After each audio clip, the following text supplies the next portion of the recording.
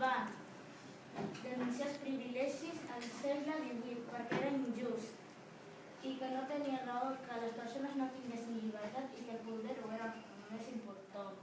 Que les idees que van donar va sorgir afecte i va rebre el nom d'il·lustració i les persones que ho defensaven es deien il·lustrats. La Revolució Francesa. Al 1789, França va entrar en una crisi econòmica i la gent patia gana. El poble que patia gana... Dones que han fet història. Dones fa molts anys que ja se les considerava inferior que els homes i que no podien assolir els seus objectius perquè en aquella època les dones no destacaven molt. Però hi havia 3 dones que van esforçar-se per dir o fer el que volia. Es diuen Maria Pineda, Dolores Aleu, Olumpe de Golpe. Li va retre un avantatge i un espai del Parlament Europeu. A Granada, l'any 1804, es va casar amb 15 anys i aviat va tenir 2 fills. poguessin ser doctores, però no es va rendir. Va lluitar per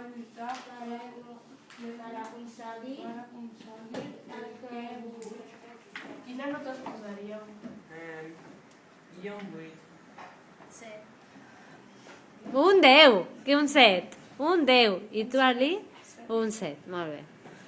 Marc? A vosaltres us hagués fet fàstic veure com li tallaven el cap a la guillotina? Sí, a mi sí. T'ho tallarem. Una cosa, perquè no li va deixar el Moquit llegir tot el que va succeir a la Revolució Francesa.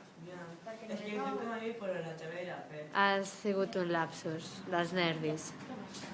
I això? Estàveu nerviosos quan estàveu presentant?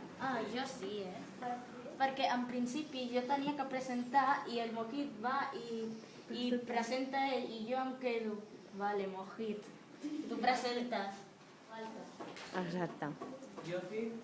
Què és el que us va costar més de fer del treball?